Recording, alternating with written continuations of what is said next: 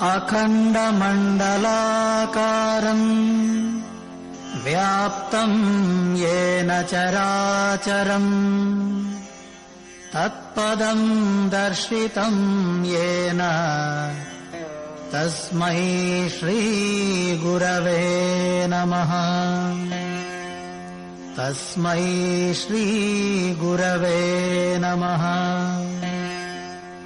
अज्ञानतिमिरान्धस्य ज्ञानाञ्जनशलाकया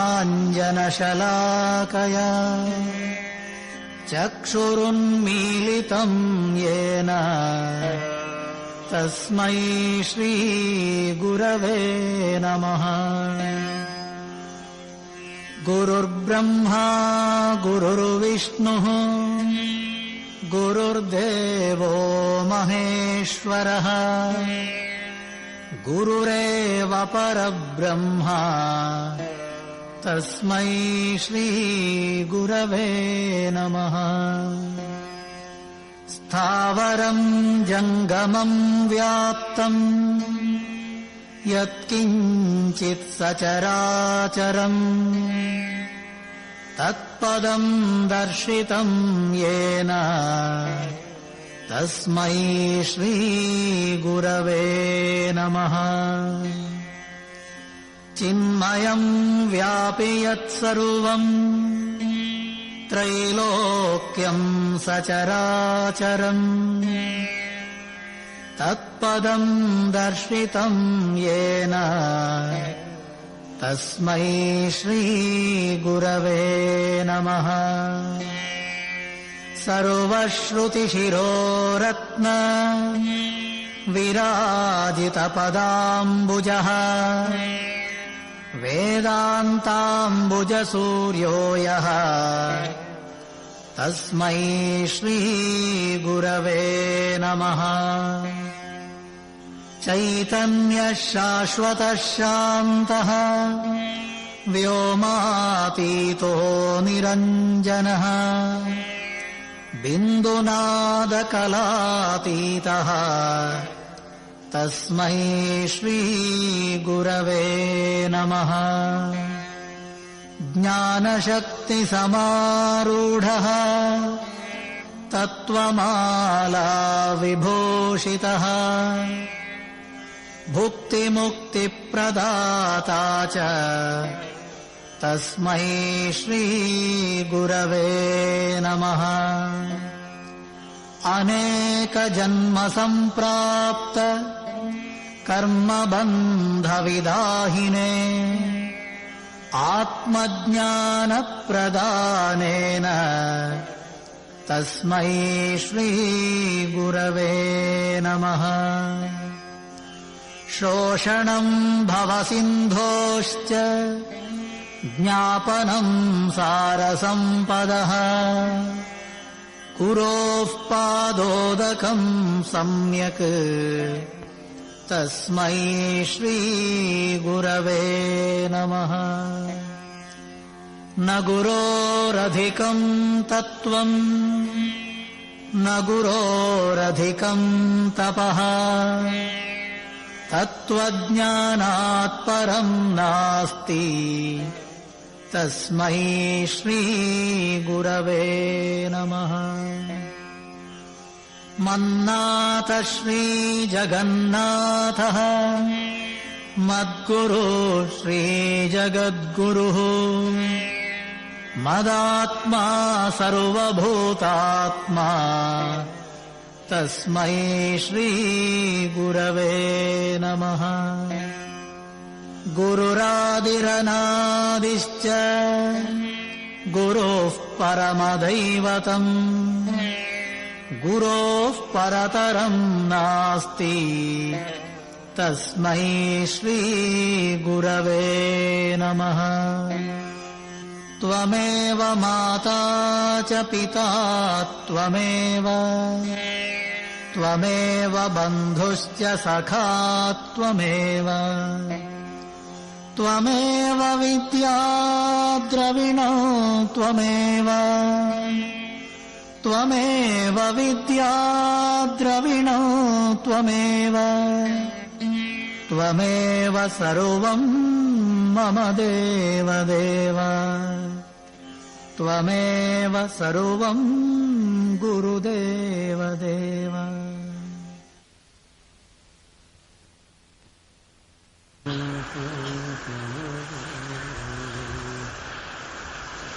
यदक्षरमनाख्येयम् आनन्दमजमव्ययम् श्रीमन्निवृत्तिनाथेति ख्यातं दैवतमाश्रये। गुरु इत्याख्यया लोके साक्षाद्विद्या हि शाङ्करी। जयत्याज्ञानमस्तस्यै दयार्द्रायै निरन्तरम्। सार्धं केन च कस्यार्धम् शिवयोः समरूपिणोः ज्ञातुं न शक्यते लग्नम् इति द्वैतच्छलान्मुहुः। अद्वैतमात्मनस्तत्त्वम् दर्शयन्तौ मिथस्तराम् तौ वन्दे जगतामाद्यौ तयोस्तत्त्वाभिपत्तये। मूलायाग्राय मध्याय मूलमध्याग्रमूर्तये। नाग्रमूलमध्याय नमः पूर्णाय शम्भवे।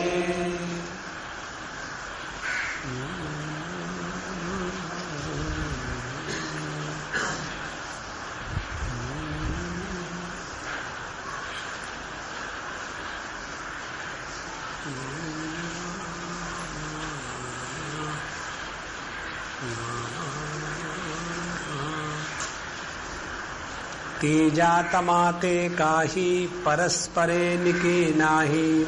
परी सूर्याचा ठाई सूर्याची होती। एक म्हणता भेदे ते की नानात्वे नांदे।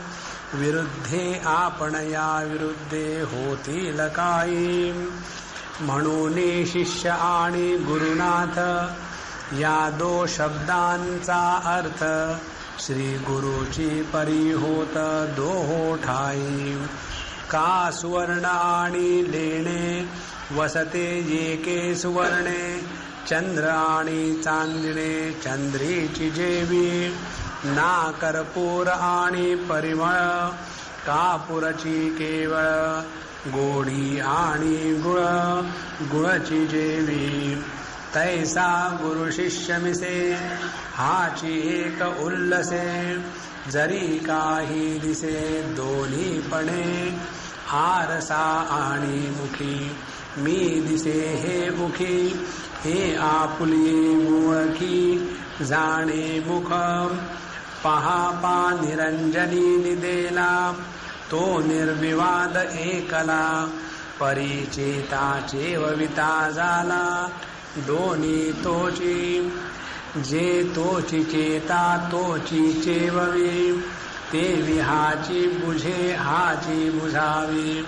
गुरु शिष्यत्व नांदवी ऐसे निहाम। दर्पणे वीण डोळा आपुले भेटीचा सोहळा। भोगिता तरी लीळा सांगतो हे। एवं द्वैतासी उमसो नेदुनी ऐक्यासी विसकुसो। सोजरिकेचा अतिसो होखी तसे। निवृत्ती जया नाव निवृत्ती जया बरव।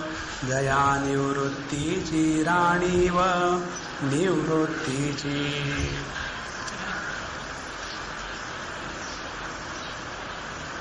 एक में से अनेक की उत्पत्ति में अनेकता की प्रतीति होते हुए भी एकता में कहीं भी लांछन नहीं लगता।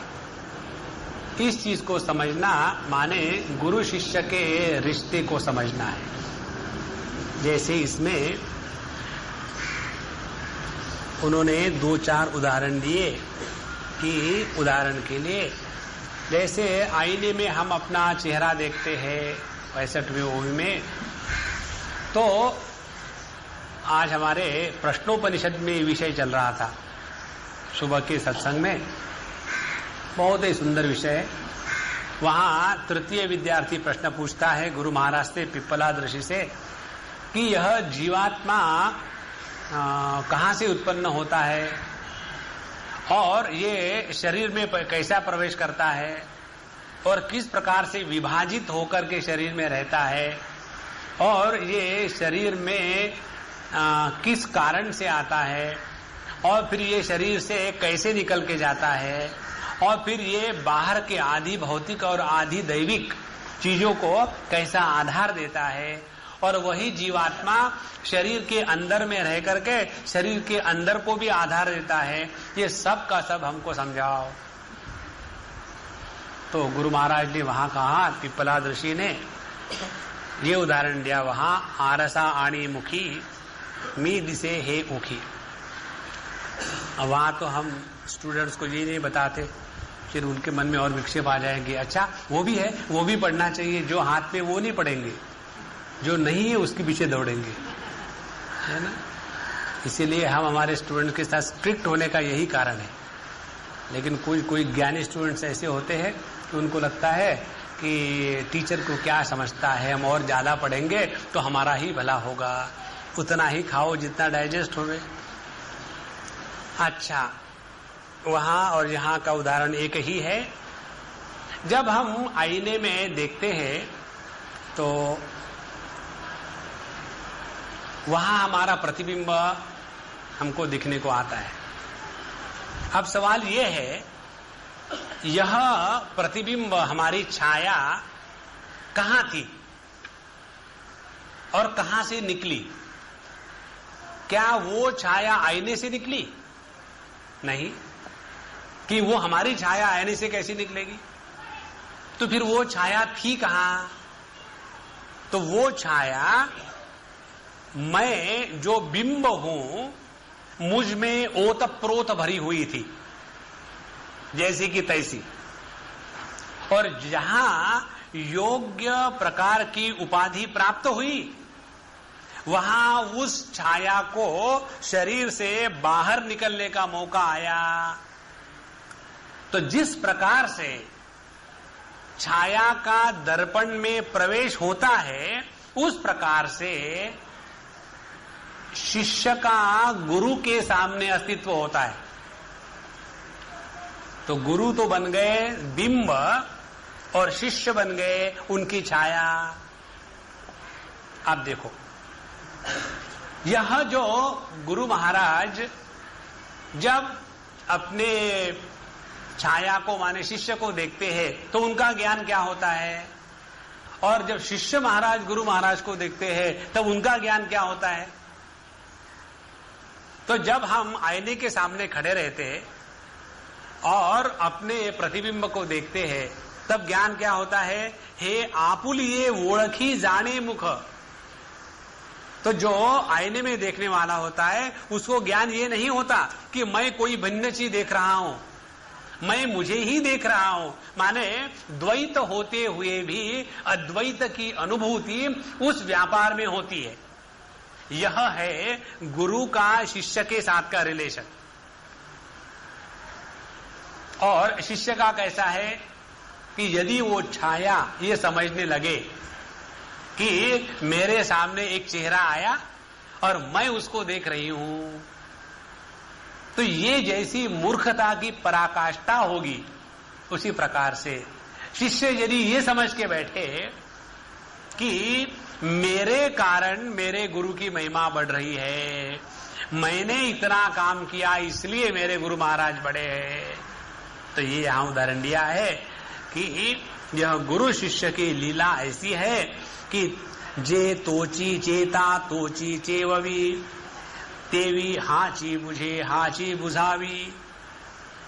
पूछने वाला भी वही है और उत्तर देने वाला भी वही है। यह जो अद्वैत का अपरोक्ष ज्ञान गुरु महाराज को होता है, कि यहां से जो प्रश्न पूछने वाला है और वहां से जो उत्तर देने वाला है, ये जहां वहां का भेद उसमें नहीं है, जो यहां भी है और वहां भी है। सो गुरु शिष्यत्व नांदवी ऐसे दीहा। तो गुरु महाराज गुरु शिष्य के इस लीला को इस प्रकार से चलाते हैं। अब ये गुरु शिष्य की लीला यदि समझनी हो तो वो कहते हैं यदि आपको ये बात समझ में आ जाएगी तो गुरु शिष्य की क्या लीला गुरु महाराज खेल रहे हैं फिर समझ में आएगी। कौन सी लीला है वो? कहते हैं दर्पणे विन डोळा आपुले भेटीचा सोहळा भोगिता तरी लीला सांगितो है। यदि हम अपने आंखों को बिना दर्पण के सहारे से देख सकेंगे तो कैसा होगा? हमको समझ में नहीं आ रहा है, फिर आपको ये गुरु शिष्य की लीला समझ में नहीं आएगी। हमको समझ में आ गया तो आपको गुरु शिष्य की लीला समझ में आ गई। देखो अब आपके हाथ में है, आपकी आंखों में है गुरु शिष्य की लीला क्या चल रही है। इस प्रकार से एवं द्वैतासी उमसो नेदूनी ऐक्यासी विसकुसो सोयरिकेचा अतिसो पोखितसे। पोखितसे माने पोषितसे, पोषितसे मीन सपोर्ट्स। इस प्रकार से अद्वैत की हानि न होते हुए द्वैत का व्यापार जो है वो है गुरु शिष्य की लीला। और ये संपूर्ण सृष्टि में केवल यही एक बात नित्य निरंतर अखंड ऐसी ही चल रही है। कहीं भी अद्वैत की हानि नहीं है, लेकिन द्वैत का नाटक चल रहा है। तो गुरु में से शिष्य निकल आता है और फिर गुरु अपने गुरुत्व का त्याग नहीं करते, लेकिन शिष्य को ऐसे लगने लग जाता है कि शिष्यत्व के कारण गुरु को गुरुपना आ गया है। इसको हम एक उदाहरण से दे तो जरा जल्दी समझ में आएगा। आदमी अच्छा खासा आदमी होता है, नेचुरली नैसर्गिक रीत्या आदमी पैदा होता है तो नेचुरली इज गुड। और फिर कुछ ऐसा संपर्क आ जाता है कि वो किसी से शादी करके बैठता है और फिर वहां हस्बैंड पैदा होता है। अब ये हस्बैंड कहां है? उस आदमी में ओतप्रोत व्याप्त है ना। तो ये हस्बैंड तो आदमी से निकली हुई प्रतिबिंब की छाया मात्र है, लेकिन पूरा जीवन उसके बाद हम कैसा जीते हैं? आदमी बनकर के नहीं जीते, हस्बैंड बनकर के रोते। तो इस दुनिया में जितने भी हम रोने वाले हैं उसका एकमात्र कारण है कि अपनी जो असलियत है, जिसके कारण सभी के सभी नकली नाटकों को हम खेल रहे हैं, एक पात्र के साथ इतने तादाद में हो गए हैं कि उसका जो अधिष्ठान है, द सबस्ट्रेटम सपोर्टिंग दिस नाटक इज टोटली फॉरगॉटन। तो गुरु महाराज कैसे है?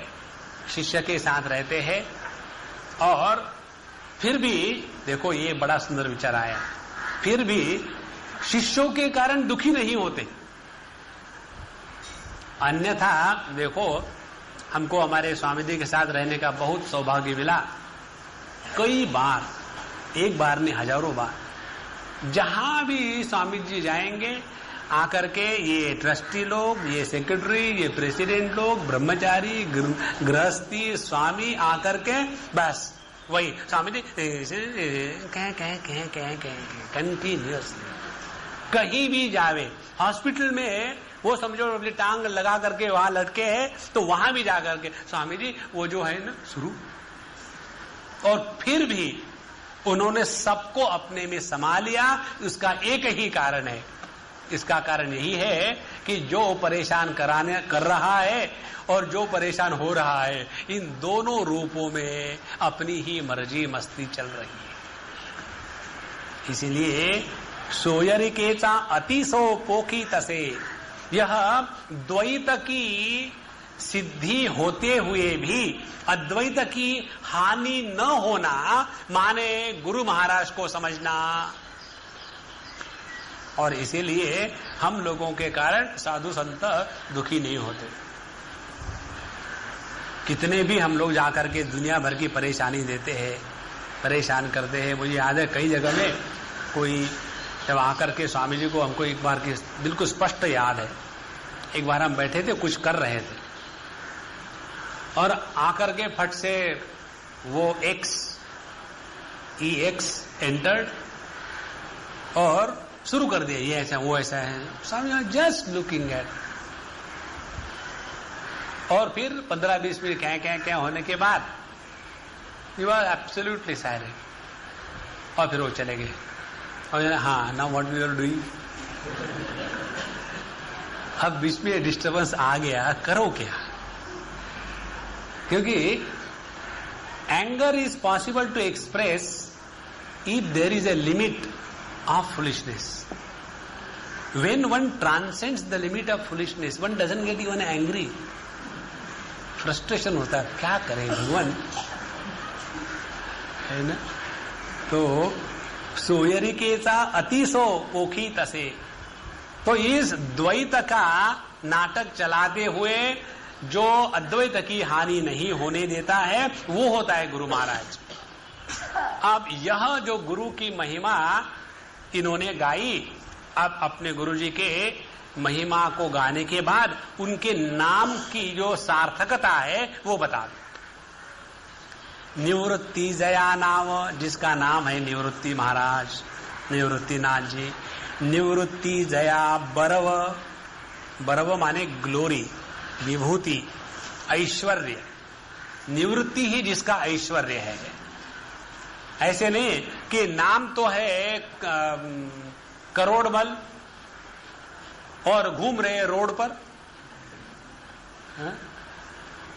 सो निवृत्ति जया नाव, निवृत्ति जया बरव, जया निवृत्ति चीराणीव। और जिसका साम्राज्य निवृत्ति स्वरूप है, ऐसे हमारे गुरु महाराज की निवृत्ति असली निवृत्ति है, नकली निवृत्ति नहीं है। दो प्रकार की निवृत्तियां हो गई फिर, एक तो हो गई असली, एक हो गई नकली। जैसे नकली निवृत्ति कैसी है? नकली निवृत्ति ऐसी है कि हमने 10 बार सिगरेट छोड़ दी, है ना? तो एक बार छोड़ दी, फिर पीना शुरू किया, फिर दूसरे बार छोड़ दी, फिर पीना शुरू कर दिया, तीसरे बार छोड़ दी, फिर पीना शुरू कर दिया। तो 10 बार सिगरेट पीना छोड़ देना, ये हो गई नकली निवृत्ति। और दिस इज नकली निवृत्ति ब्रांड ए। अब दूसरी नकली निवृत्ति ब्रांड, हमने अपने जीवन में कभी भी सिगरेट को स्पर्श नहीं किया। I hate smoking. आपने कई ऑफिसों में बोर्ड देखे होंगे ना, your smoking is injurious to my health, keep away. सो ये निवृत्ति की दूसरी ब्रांड हो गई, जिसमें स्मोकिंग के प्रति द्वेष है। तीसरी बात, स्मोकिंग हो या न हो, स्मोकिंग करे या ना करे, इसके होने न होने से जिस पर कतई कोई भी प्रभाव नहीं पड़ता, उसको कहते हैं असली निवृत्ति। जैसे समुंदर लहरों के जन्म मरण से नित्य निवृत्त है। हालांकि हर एक लहर के जन्म में वो साथ देता है, हर एक लहर के बढ़ने में वो साथ देता है, और हर एक लहर के मृत्यु में वो महात्म भी मनाता है। और फिर भी वो ज्यों का त्यों है, उसको असली निवृत्ति की बात यहां कहते हैं। देखो, निवृत्ति शब्द का एक बहुत सुंदर अर्थ और भी है। यह संपूर्ण सृष्टि केवल वृत्तियों का ही व्यापार है। और निवृत्ति माने निर्गता वृत्तयः यस्मात् सहा निवृत्ति, जिसमें से सभी वृत्तियां हमेशा के लिए समाप्त हो गई है, माने जिसके जीवन में वैचारिक जीवन नहीं है, जिसके जीवन में वृत्तियों का आधार लेकर के जीवन नहीं चल रहा है। वृत्तियों का आधार लेकर के जीवन कैसा चलता है?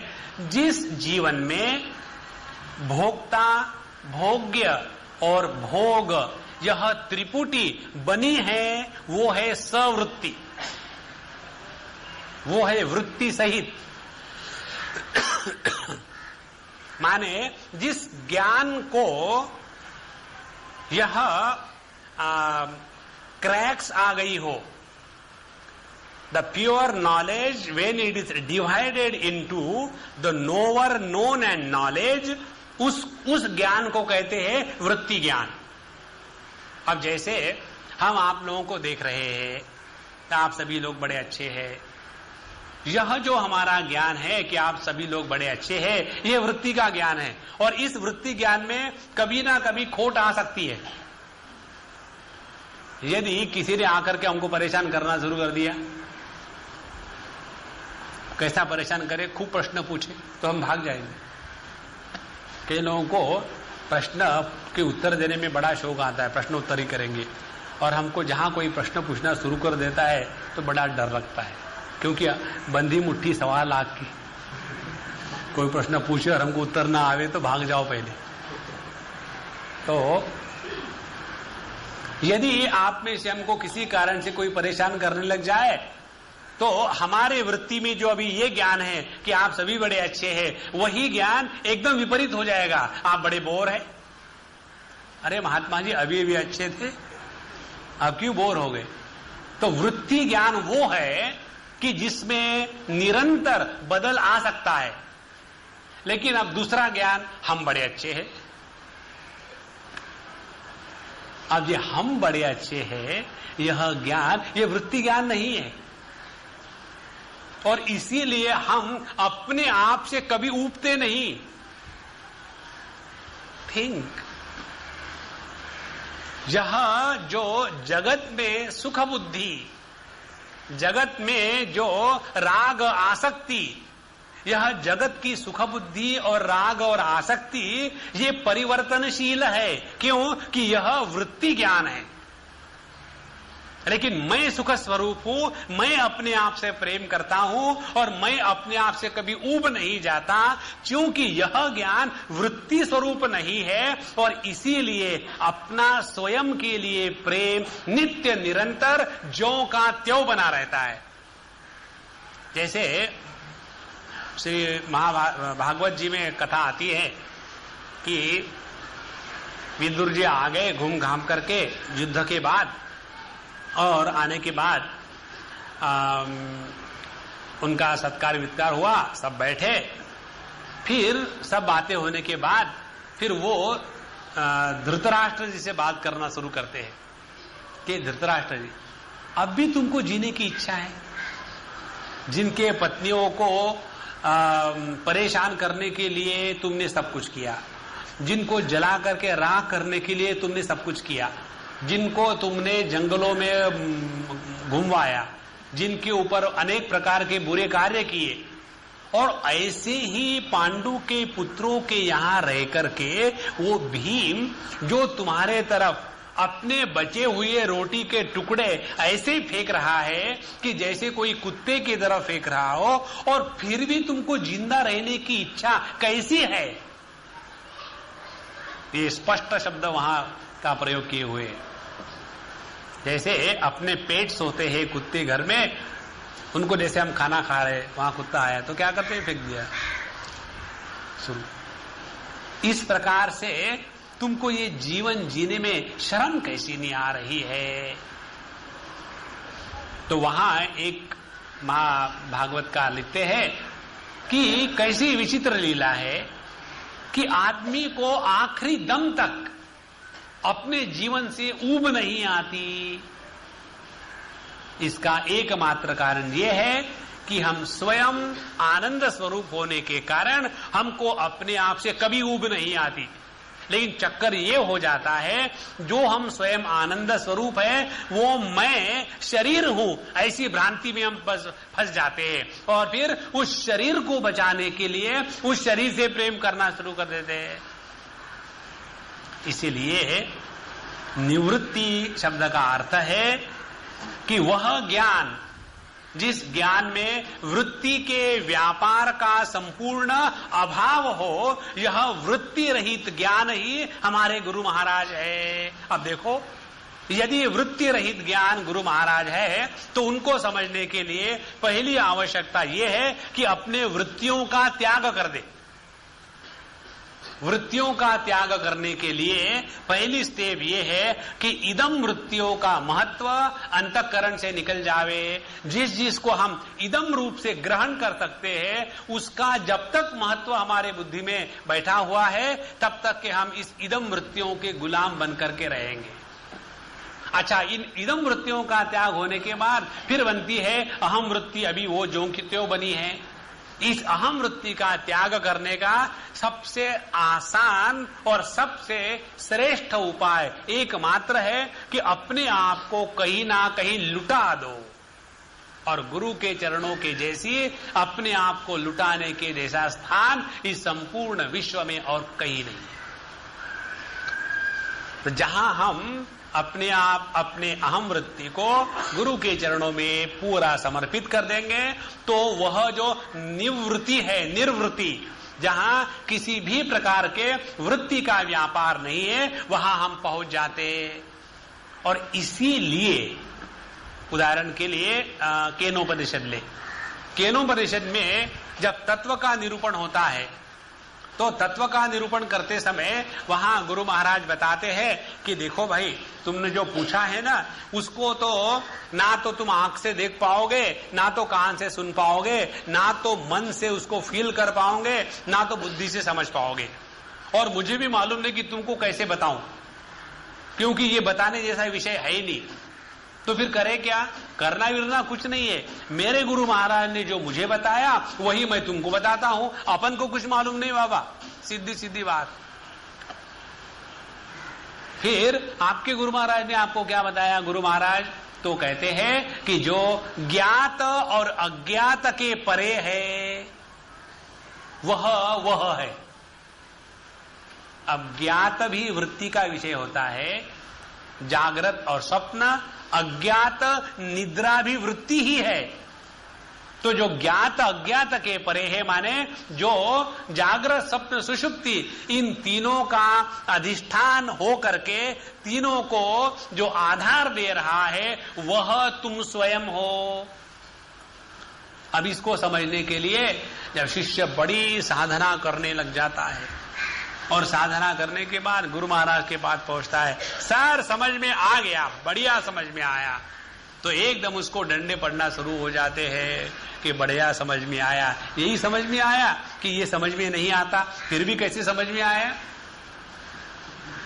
फिर वो शिष्य महाराज फिर जाकर के शांत हो जाते हैं और फिर कहते हैं कि हमको ऐसा समझ में आया कि ये समझ में नहीं आता, और इस प्रकार से जिसको समझ में आता है उसको ही असली समझ है। यो न वेदेति वेद च। तो निवृत्ति जया नाव, निवृत्ति जया बरव, जया निवृत्ति ची राणीव, निवृत्ति ची। तो यह जो निवृत्ति नाम है, इस नाम का अर्थ प्रवृत्ति का विरोधी नहीं। देखो, जैसे वृत्ति, प्रवृत्ति और निवृत्ति, तीन बातें। प्रवृत्ति और निवृत्ति में दो भिन्न भिन्न विसर्ग है। प्रवृत्ति में प्र है और निवृत्ति में नी है। प्र माने जोरदार से वृत्ति, माने जगत में पार्टिसिपेट करना, प्रवृत्ति। और निवृत्ति माने निकल गई वृत्ति, माने वहां से इंटरेस्ट खत्म हो गया, अब तो हमने टीवी देखना छोड़ दिया, फिर अब क्या करते हो? अब हम भागवत पढ़ते हैं। माने वहां से निवृत्त हो गए, लेकिन अब भागवत के अध्याय में प्रवृत्त हो गए। तो हमारी जो निवृत्ति है वो एक देशीय निवृत्ति होती है, वो अत्यंत निवृत्ति नहीं है। जैसे हम संसार से निवृत्त होंगे और आध्यात्मिक क्षेत्र में प्रवृत्त होंगे, और आध्यात्मिक क्षेत्र में प्रवृत्त होने के बाद वहां फिर संसार के प्रारंभ हो जाएगा। इस प्रकार से एक तो हो गई प्रवृत्ति, दूसरी हो गई निवृत्ति।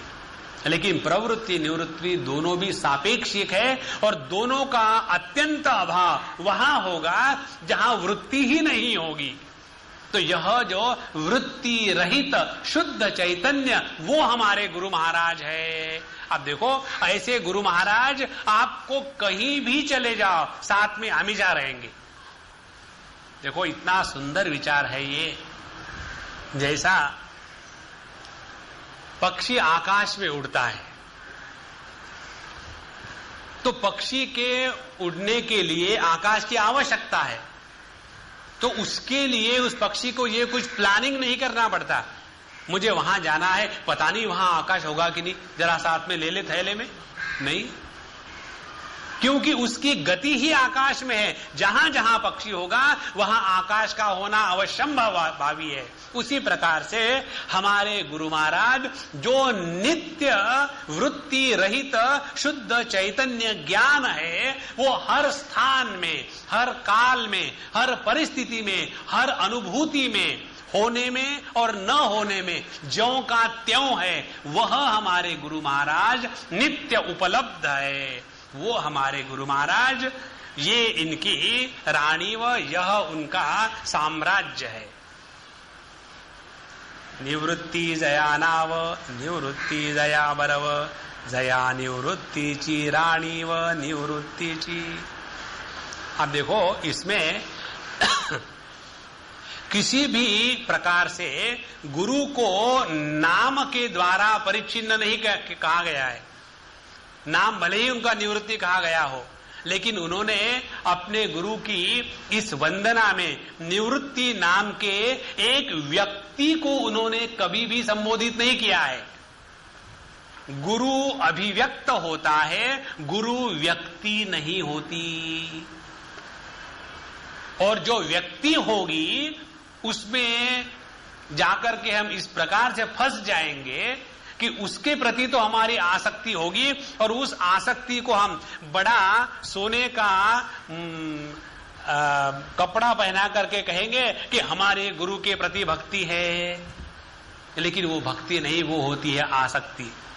असली भक्ति गुरु के प्रति केवल गुरु के निर्गुण निराकार देश काल वस्तु रहित परिच्छेद का जहां संपूर्ण अभाव है, ऐसे तत्व में ही वास्तविक भक्ति हो सकती है। नाम रूप को लेकर के केवल आसक्ति बढ़ती है, भक्ति नहीं बढ़ती। और इसीलिए जो इस नाम रूप को लेकर के फंस जाते हैं, उनके मन में संप्रदाय का झगड़ा, मेरे गुरु तेरे गुरु का झगड़ा, और हमारे गुरु ऐसे तुम्हारे गुरु वैसे, ये झगड़ा। हम तो हमारे गुरु के ही सत्संग में जाते हैं, दूसरे के यहाँ क्यों जावे। हम तो केवल अपने ही गुरु के पैर छूते हैं, दूसरों के क्यों छुए।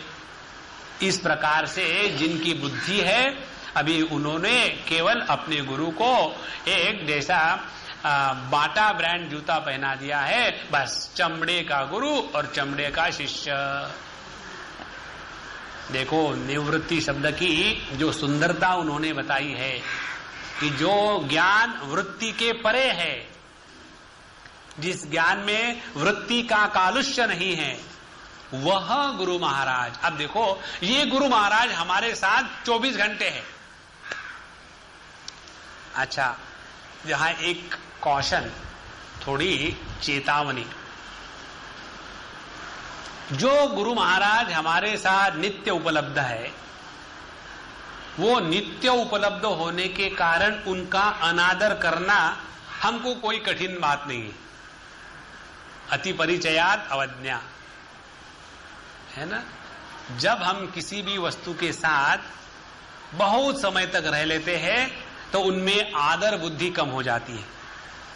जैसे हम लोग इतना परेशानी करके पैदल चल करके केदारनाथ पहुंच जाते हैं, और वहां जाने के बाद जाड़े में ठंडे में नहा धो करके ओम नमः शिवाय ओम नमः शिवाय ओम नमः शिवाय करके सुबह सुबह उठ करके वहां अभिषेक के लिए गए, सब पूरा किया वगैरह वगैरह, तो हमको जितना आनंद वहां आता है उतना ही आनंद वही जो हमेशा रहने वाले हैं वो तो गिराहिक देख रहे हैं, एक आ गया, दूसरा आ गया, तीसरा आ गया, चलो जल्दी चलो।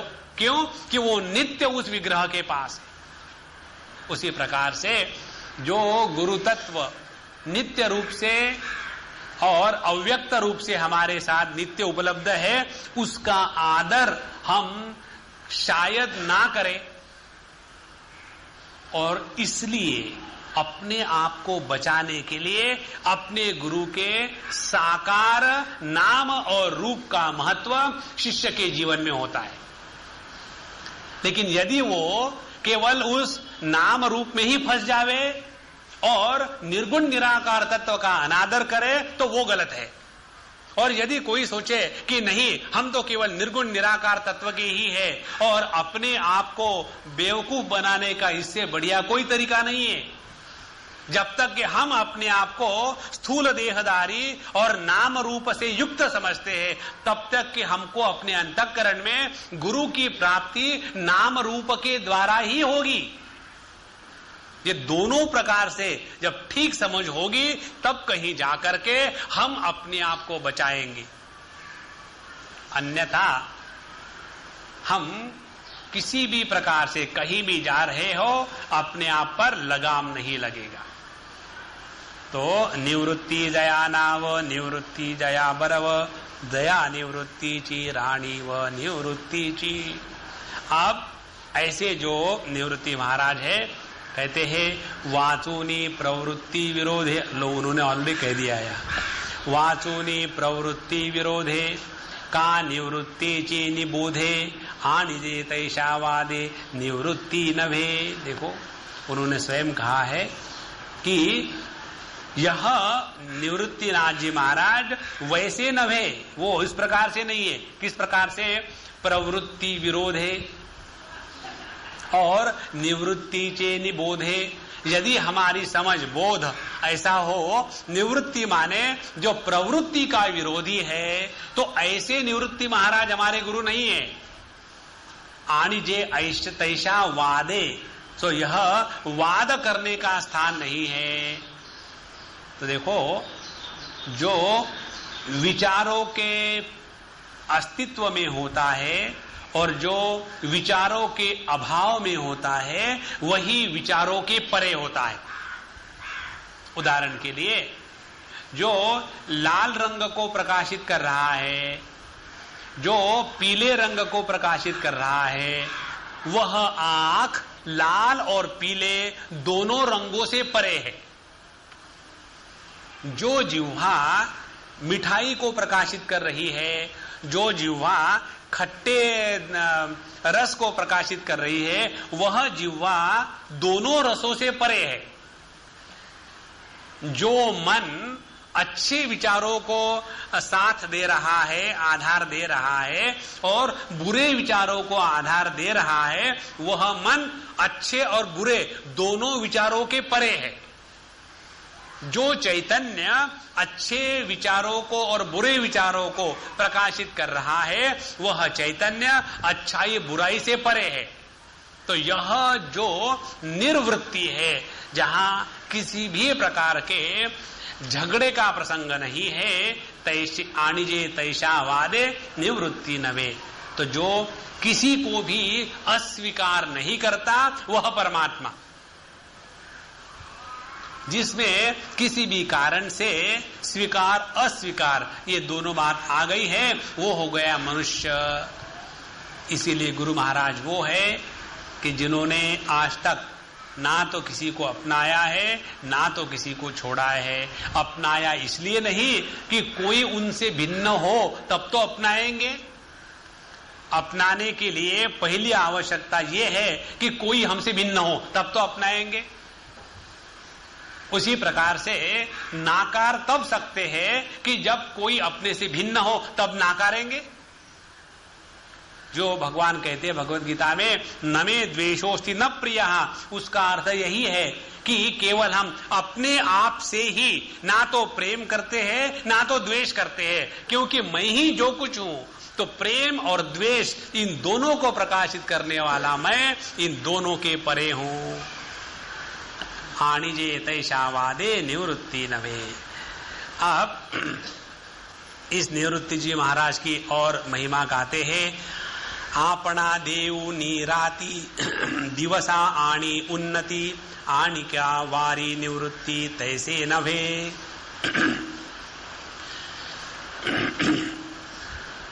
आपना देवनी राती दिवसा आणी उन्नति।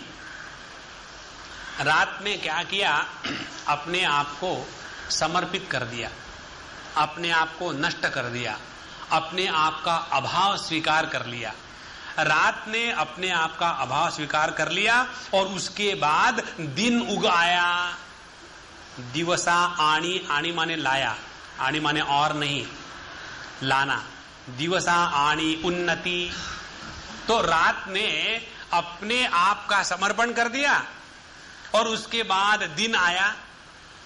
माने यदि रात होगा तो दिन नहीं होगी और दिन होगा तो रात नहीं होगी। तो भगवान कहते हैं आनिका वारी, वारी माने निगेशन, आनिका माने others. He who does not negate anyone, he is a Nivruttinath. देखो, तो यह जो निवृत्ति है ये किसी का भी विरोधी नहीं है। जहां किसी भी प्रकार के विरोध की भाषा होगी वहां अज्ञान का क्षेत्र है, वहां द्वैत का व्यापार चल रहा है। स्त्री में पुरुष का विरोध है, पुरुष में स्त्री का विरोध है, ब्राह्मण में क्षत्रिय का विरोध है, क्षत्रिय में ब्राह्मण का विरोध है, जागृत में स्वप्न का विरोध है, स्वप्न में सुषुप्ति का विरोध है, सुषुप्ति में जागृत स्वप्न का विरोध है। देखो, यह संपूर्ण दुनिया एक दूसरे को काट करके जिंदा रहती है। जब रात को काटेंगे तब दिन रहेगा जिंदा, जब दिन को बर्बाद करेंगे तब रात रहेगी जिंदा। लेकिन हमारे गुरु महाराज वो है कि जिन्होंने सबको आधार दिया है, किसी को भी काटा नहीं है, जो सबका अधिष्ठान। आनिका वारी निवृत्ति नभे तैसा। देखो, इतना सुंदर गुरु को नमन करने का तरीका जो हमारे ज्ञानेश्वर महाराज ने बताया है, आपको किसी भी ग्रंथ में इतना सुंदर नहीं मिलेगा। हालांकि गुरु महाराज के महात्म्य का वर्णन चल रहा है, जरा ध्यान से सुनना, बड़ा सुंदर विचार है। गुरु महाराज के महात्म्य का वर्णन चल रहा है और इनके महात्म्य का वर्णन करते करते करते करते जो वर्णन कर रहा है वही घुल गया और केवल गुरु का महात्म्य मात्र रहा। तो असली शिष्य का शिष्यत्व वह है कि जो गुरु का विरोधी नहीं है। गुरु के विरोधी हम कैसे बनते हैं? एक तो बहुत ही ग्रॉस लेवल पर हम अपना आश्रम करेंगे, हम अपने शिष्य बनाएंगे। ये तो जैसे रोड पर झगड़ा करने वाले होते हैं ना, कुलीज, वैसी बात हो गई। ये तो बोलने जैसी भी बात नहीं है गुरु के संदर्भ में। हम गुरु का विरोध कैसा करते हैं? शास्त्र की भाषा में हम गुरु का विरोध तब करते हैं कि जब हम अपने आप को परिच्छिन्न समझते हैं, जब हम अपने आप को गुरु की कृपा से वंचित समझते हैं, जब हम अपने आप को गुरु से बहुत दूर पाते हैं, जब हम अपने आप को गुरु से काल के द्वारा दूर कर लेते हैं, तब हम गुरु के विरोधी होते हैं। दूसरी बात, गुरु के विरोधी नहीं होना माने क्या? जैसे गुरु महाराज नित्य सच्चिदानंद की संपूर्ण अभिव्यक्ति है, उसी प्रकार से हमसे नित्य सत्य, ज्ञान और आनंद, इनकी प्रतिष्ठा यदि बनी रहे तब हम गुरु के विरोधी नहीं है। गुरु जो सत स्वरूप है वहां डर काहे का? यदि हमारे अंतःकरण में डर आ गया तो हम गुरु के विरोधी बन गए। गुरु है ज्ञान स्वरूप और हम स्वयं बेवकूफ बने दूसरे को बनावे तो फिर हम गुरु के विरोधी बन गए। और गुरु है आनंद स्वरूप और हम छोटी छोटी चीजों को लेकर के हमेशा दुखी बने तो हम हो गए गुरु के विरोधी। तो यहां कहते हैं कि आनिका वारी निवृत्ति नभे तैसा। तो असली गुरु के प्रति समर्पण, गुरु को असली प्रणाम करना माने गुरु का विरोध नहीं करना। देखो, जिस शिष्य के जीवन में गुरु के प्रति विरोध की भावना एक बार आनी शुरू हो गई स्थूल प्रकार से, कि यही फिर जैसे कैंसर की सेल अंदर अंदर जाती है उसी प्रकार से यह फिर उस शिष्य को मारे बगैर नहीं छोड़ेगा। इसीलिए इस गुरु वंदना में और निवृत्तिनाथ जी के नाम में हम सबको ज्ञानेश्वर महाराज ने जो उपदेश दिया है वो ये है कि गुरु को नमन करना माने सभी के सभी द्वैत के, द्वंद्व के और वृत्तियों के परे चले जाना।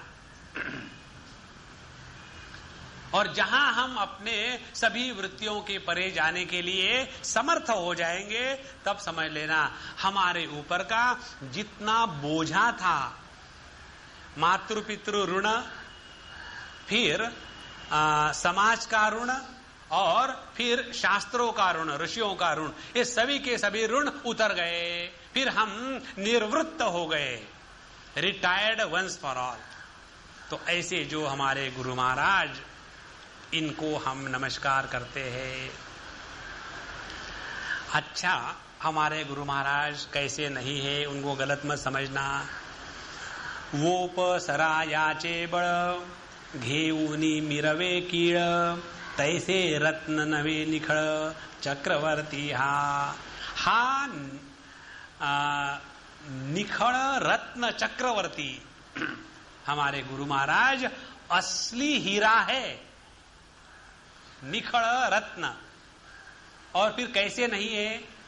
वो पसराया चेबड़, वो पसर मीन्स ये जो आप लोगों के दागिने बनते हैं ना, अलंकार, आपको तो पता है। जैसे कोई लोग अंगूठी बनाते, पता नहीं उसको अंगूठी क्यों कहते हैं। अंगूठे में तो नहीं पहनते लेकिन कहते हैं अंगूठी। भगवान की लीला यही है।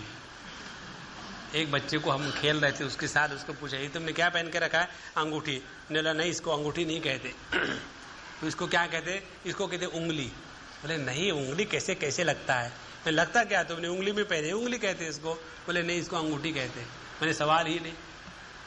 तो फिर क्या करे? अरे तुमको इसको अंगूठी कहना है तो अंगूठी में पहनो। और वो बेटा छोटा सा, उसने अंगूठी पहनी और वो निकाली ही नहीं। जब तक हम उनके घर में रहे 8 दिन तो वही पहन के रखा था। और मुझे बड़ा मजा आता था रोज उस अंगूठी को लेकर के। उसकी दादी माँ और दादा दोनों कहते थे पता नहीं कैसे स्वामी आ गए, अच्छा खासा लड़का था और अंगूठी यहां रखता था, अब यहां पहनने लग गया।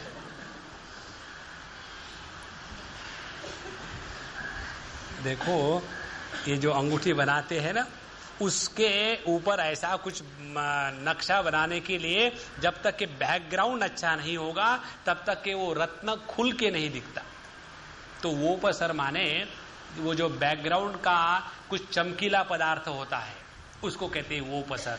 So taking the support of the background, वो पसरयाचे बळ घेऊनी मिरवे कीळ, कीळ माने प्रकाश। तो with the support of the background, the ordinary glass gathers the status of a diamond. This is the simile. तो हमारे गुरु महाराज वैसे नकली नग नहीं है। तो कहते हैं कि निखळ रत्न चक्रवर्ती हा। तो हमारे गुरु महाराज जिनका तेज अपने आप का है, उन्होंने किसी से दूसरे से लिया हुआ तेज नहीं है। और ऐसे हमारे निवृत्ति महाराज है। और ये निवृत्ति महाराज की दृष्टि कैसी है? गगन ही सूनी पोटी, जय चंद्राची पघड़े पुष्टि, तई चांदने तेने उठी आंग दयाचे। अब यह चंद्रमा जब आकाश में आता है तो उसकी प्रभा, उसकी ज्योत्सना, उसके प्रकाश से संपूर्ण आकाश को व्याप्त किया जाता है। तो यह चंद्रमा का जो प्रकाश है उसके द्वारा आकाश को व्याप्त करने के कारण यह चंद्रमा उस आकाश के नीचे कभी दब नहीं जाता। उसी प्रकार से यह संपूर्ण सृष्टि, यह संपूर्ण द्वैत का परिवार हमारे गुरु महाराज की विभूति होते हुए भी इस द्वैत के दबाव के नीचे आज तक हमारे गुरु महाराज कभी भी नहीं आए। संत ज्ञानेश्वर महाराज की उपमाओं को समझने के लिए जब तक के स्पेशल टाइप का ब्रेन ना हो, ये हमारी पंजाबी भाषा है, स्पेशल टाइप का ब्रेन, उसको कहेंगे स्पेशल टाइप का ब्रेन। एक बार हम पढ़ रहे थे रिक्शा के पीछे, वहां लिखा हुआ था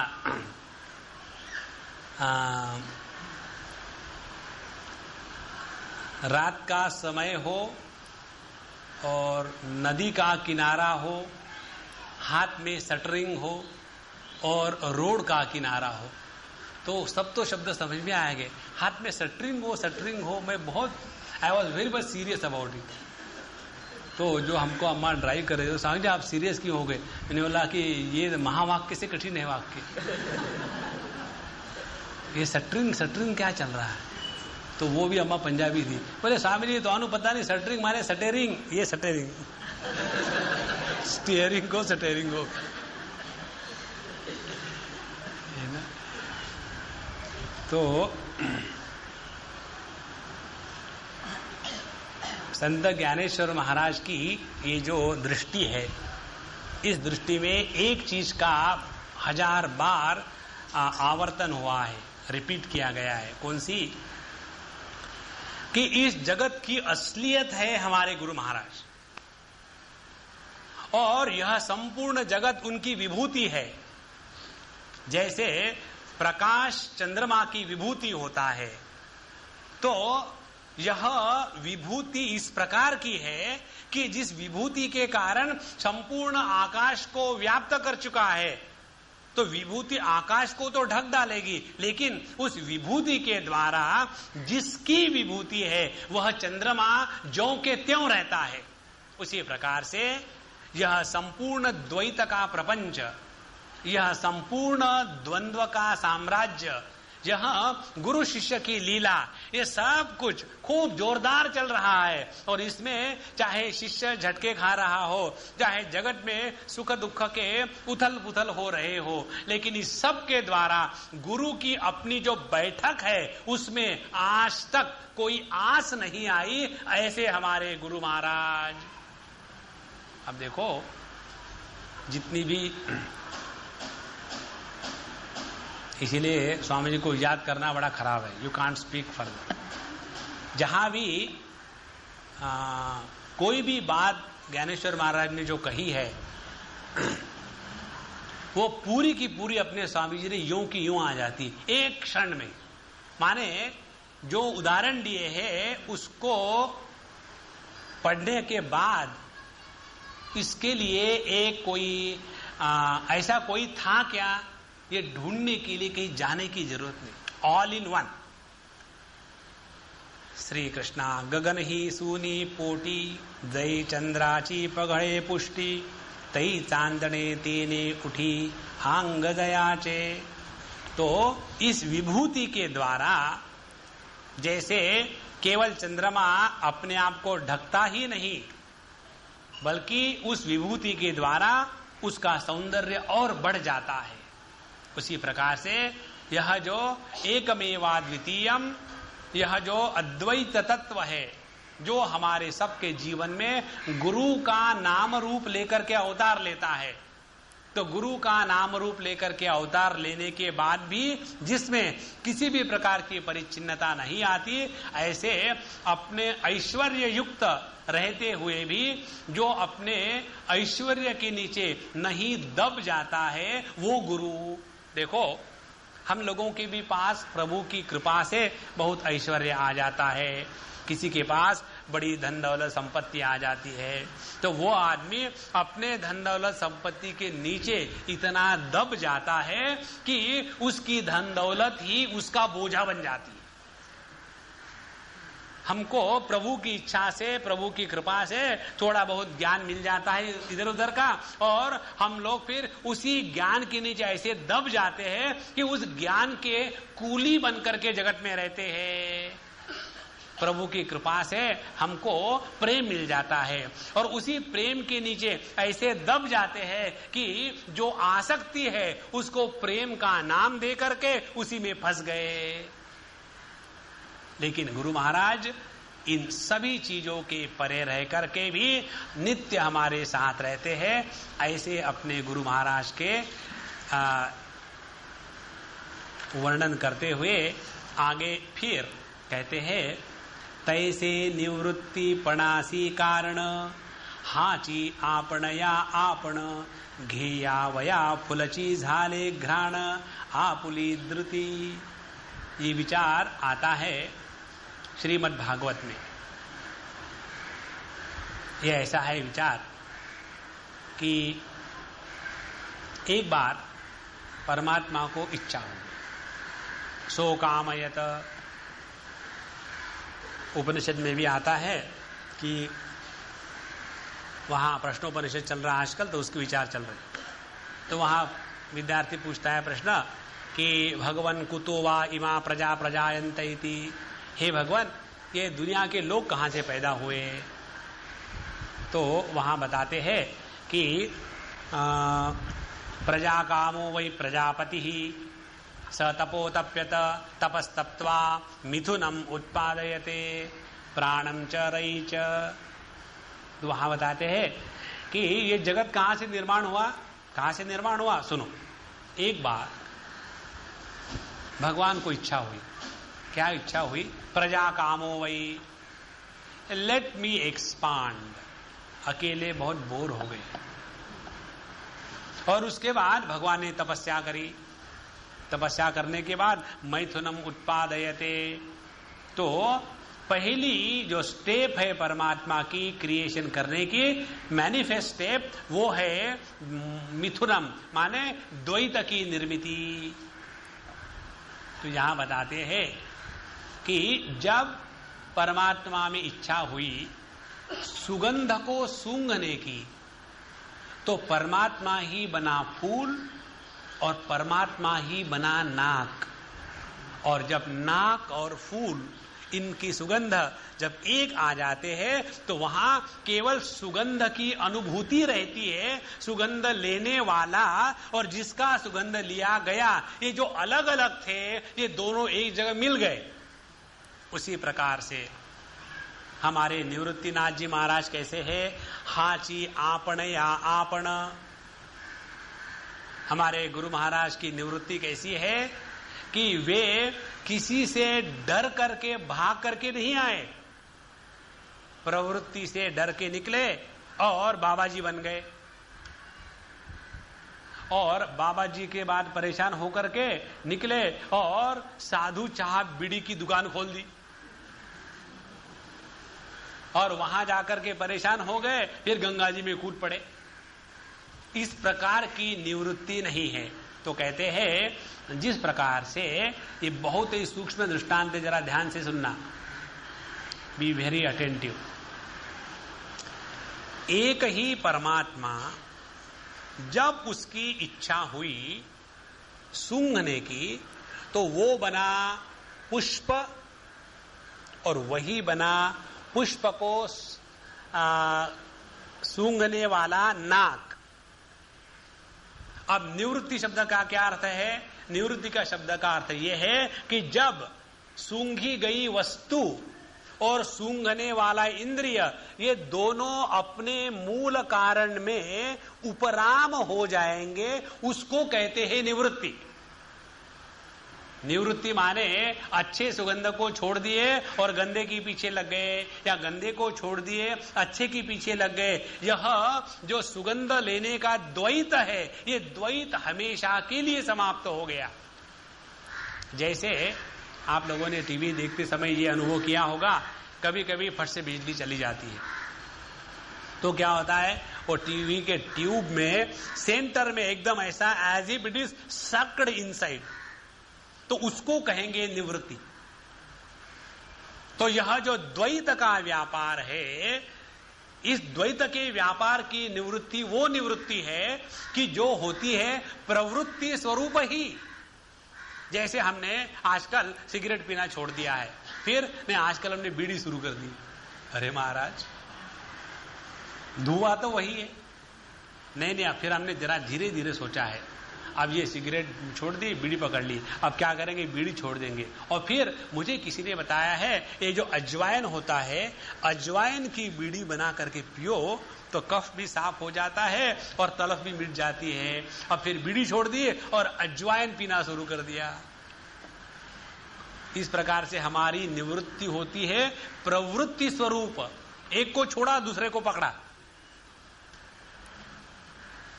सन्यास और डाइवोर्स में यह फर्क है।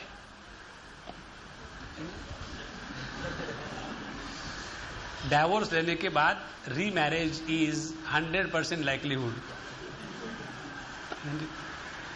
और सन्यास लेने के बाद फिर शादी करने का विचार नहीं होना चाहिए। Let me put it this way, है ना। तो जिस प्रकार से सुगंध जिसका लिया जाता वो दृश्य पदार्थ, और जो सुगंध लेने वाला जो दृष्टा पदार्थ, ये दो जहां एक हो जाते हैं, वह स्थान हमारे निवृत्ति महाराज है। अब देखो, गुरु के दर्शन करने हो तो प्रत्येक क्षण में होगे। जहां यह दृष्टा दृश्य का भेद समाप्त हो रहा है, वहां गुरु महाराज बैठे। तो गुरु महाराज को ढूंढना हो तो शांत बैठ लिए, और सभी शब्द जैसे आ रहे आने दो, जाने दो, कोई मतलब ही नहीं। जैसे वेदांत का श्रवण चल रहा है, कोई फर्क नहीं। और वहां जहां हम पहुंच जाते हैं, वहां गुरु महाराज बैठे। सो घेया मया फुलची झाले घ्राण आपुली धृति।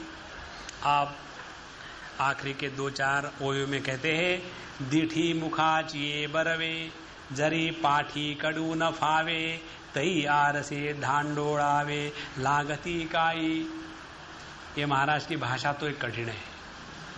और दूसरी बात यह है कि ऐसे ये दृष्टांत देते हैं कि कहते हैं कि दृष्टि उल्टी करो, हमारी खोपड़ी उल्टी हो रही है। कहते हैं, दीठी मुखाचीनी बरवे, जरी पाठी कड़ू न फावे। यदि हमारी आंखें जो सामने देखते हैं, यदि हमारे आंखों को उल्टा देखने का संभव हो गया, तो हमारी आंखें हमारा मुंह स्वयं देख लेगी। और जब हम अपने आंखों से अपना चेहरा देख सकेंगे तो कौन जाएगा आईने के पास। कहते हैं, तई आर से धांडोड़ आवे, लागती काई। किसको जरूरत पड़ेगी आईने की। उसी प्रकार से जिसने इस गुरु महाराज के अस्तित्व को अपने अधिष्ठान के रूप में जान लिया है, जैसे अधिष्ठान के सिवा अध्यस्त का कोई स्थान नहीं होता, अधिष्ठान के सिवा अध्यस्त का कोई अस्तित्व नहीं होता। जैसे कोई भी लहर का अस्तित्व समुद्र के सिवा नहीं होगा, तो जहां इस लहर ने अपने आप को देखना प्रारंभ कर दिया तो लहरीपना चल जाएगा और वहां समुद्र की अनुभूति आ जाएगी। उसी प्रकार से जब तक कि हम अपने गुरु महाराज को नाम रूप के साथ देखेंगे, तब तक के बहिर्गामी होगी। और जहां हमने अपने गुरु महाराज को अपने स्वरूप के रूप में देखना प्रारंभ कर दिया और उसके बाद फिर चाहे आंखों को खुला रखो चाहे बंद रखो, 24 घंटे उन्हीं के साथ खाना पीना बैठना सोना रोना धोना सब उन्हीं के साथ चल रहा है। फिर द्वैत का होना या न होना इससे कोई मतलब नहीं। कि राती हन गेलिया दिवस हन पातलिया काय सूर्य पण सूर्या वावे लागे। देखो और एक सुंदर दृष्टांत, क्या सूर्य को सूर्य होने के लिए रात का चले जाना और दिन का आना इसकी आवश्यकता होती है? सूर्य तो हमेशा ही सूर्य है, ये रात का आना जाना इससे सूर्य को कोई मतलब नहीं है। उसी प्रकार से गुरु का शिष्य के साथ नित्य होना ये तो है ही, उसमें गुरु महाराज को कुछ नहीं करना पड़ता। जो कुछ करना है शिष्य को केवल अपनी दृष्टि उल्टी कर लेनी है, बाकी कुछ नहीं। और मणोनी बोध्य बोधोनी घेपे प्रमाणे साधुनी ऐसा नवे भरवसेनी गोसावी। हाँ, यह गोसावी, गोसावी माने गो माने सभी हमारी इंद्रिय इत्यादि, और स्वामी को सावी कहा है। गोस्वामी माने जो हमारे सभी इंद्रिय इत्यादियों का स्वामी है, अधिष्ठान है। यह हमारे गुरु महाराज ऐसे अधिष्ठान रूप है कि जहां किसी भी प्रमाणों का व्यापार नहीं। न तत्र चक्षुर गच्छति न वाग गच्छति न मनः न विद्मः न विजानीमः। तो बोध्य बोधोनी यह बोध्य वस्तु है, और इसको बोधन माने जानने के लिए किसी प्रमाण की आवश्यकता है। जैसे रूप रंग को जानने के लिए आंखों के प्रमाण की आवश्यकता है, शब्द को जानने के लिए कानों के प्रमाणों की आवश्यकता है, और ब्रह्मात्मैक्य बोध को प्राप्त करने के लिए महावाक्य के प्रमाण की आवश्यकता है। वैसे हमारे गुरु महाराज किसी भी प्रमाण का विषय नहीं है, वो स्वयं प्रमाणित है। ऐसा नभे भरसेनी गोसावीहा। और इसीलिए ये प्रश्न पूछना कि इसका क्या भरोसा, गुरु महाराज हमारे साथ है कि नहीं, ये भरोसा करने की रखने की बात नहीं है, ये वास्तविकता है। और इसीलिए जो तत्व सभी प्रमाणों को प्रामाण्य दे रहा है, जो तत्व सभी प्रमाणों को अपना अस्तित्व दे रहा है, वह तत्व गुरु के रूप में शिष्य के जीवन में आता है। और इसीलिए उस गुरु महाराज को समझने के लिए अपने समझ का ताला लगा करके उसकी चाबी फेंक दो और गुरु महाराज के चरणों पर एकदम अंधे जैसे गिर जाओ। सबसे बड़ी शक्ति लगती है जीवन में, देख करके तो कोई भी चलता है, आंखें मिच करके चलना उसमें लगता है आत्मबल। उसी प्रकार से गुरु के चरणों पर हम तो गुरु को कभी समझ ही नहीं पाएंगे, सीधी सीधी बात है। तो गुरु के सामने जो समर्पण होता है वो हमेशा नासमझी में ही होता है, और जो हम जितना नासमझ होंगे उतनी हमारी समर्पण की प्रक्रिया परिपूर्ण होगी।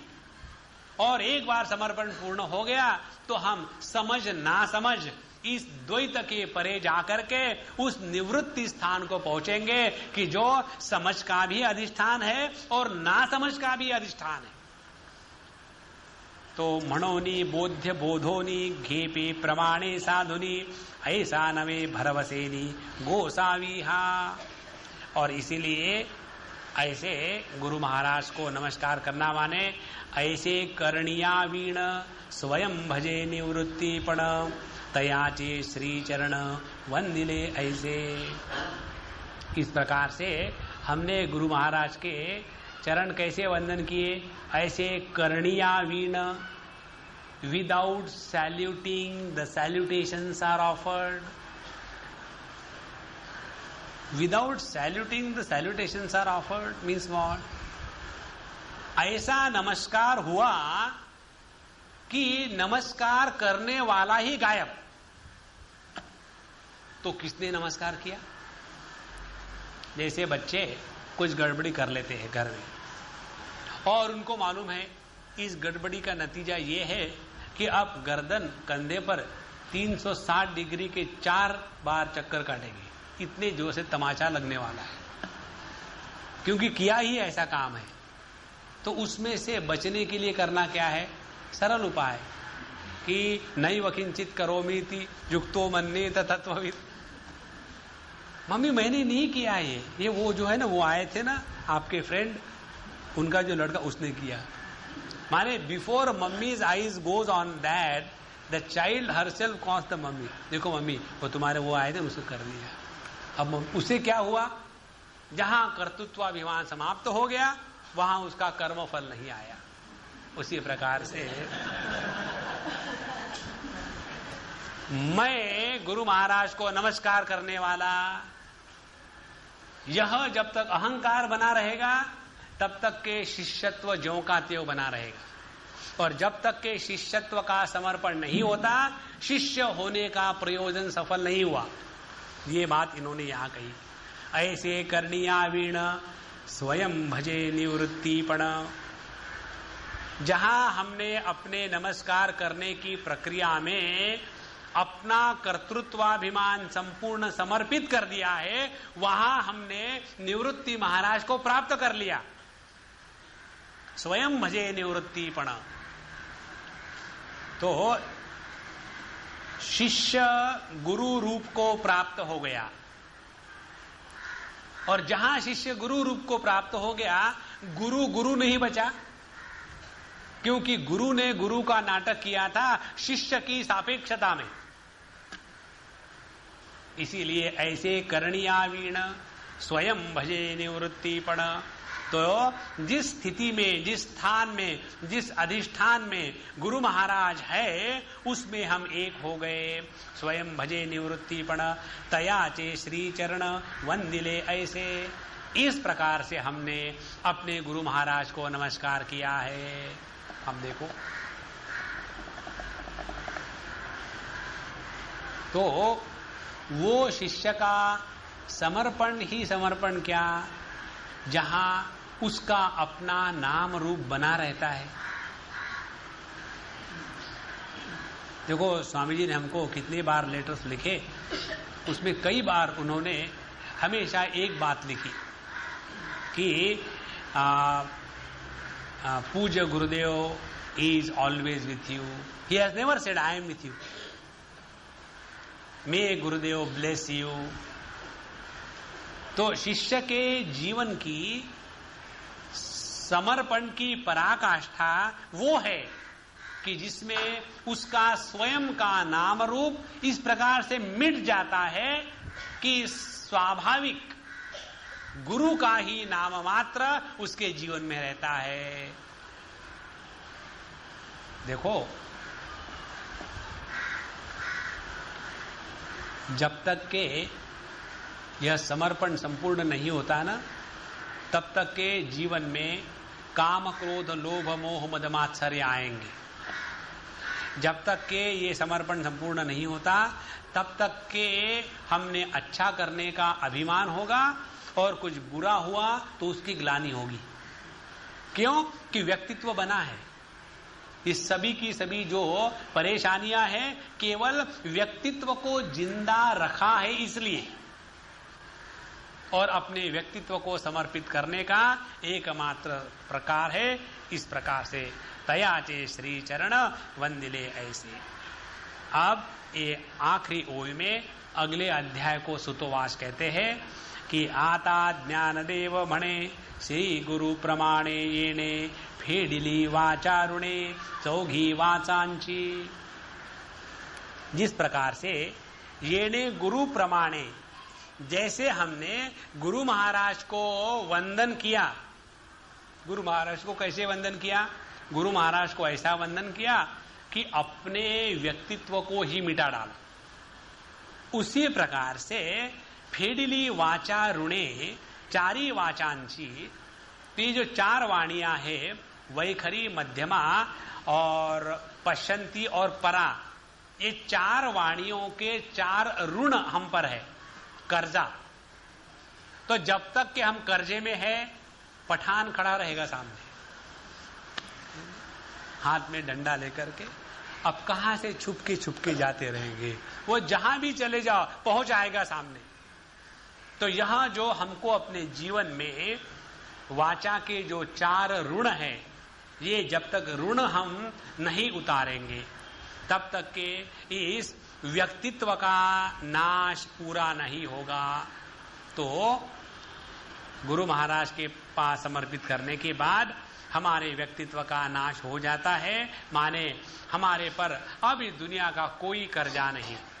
ये दुनिया 4 प्रकार से होती है, वैखरी दुनिया, मध्यमा, पश्चंती और परा। इन चारों के परे ले जाना ये किस प्रकार से है, यह अगले अध्याय का विषय है। और इस तृतीय अध्याय में भगवान ने बहुत ही भिन्न प्रकार से और बहुत ही सुंदर प्रकार से बात बताई है। और इसका जो ट्रांसलेशन किया है कई संत महात्माओं ने कि अपने वाचा के ऋण से कर्ज मुक्त होना इत्यादि। अब देखते हैं हम लोगों को भगवान क्या अर्थ बतलाते हैं, उसके अनुसार अगले बार हम देखेंगे। ओम पूर्णमदः पूर्णमिदं पूर्णात् पूर्णमुदच्यते पूर्णस्य पूर्णमादाय पूर्णमेवावशिष्यते। ओम शांति शांति शांति। हरि हरि श्री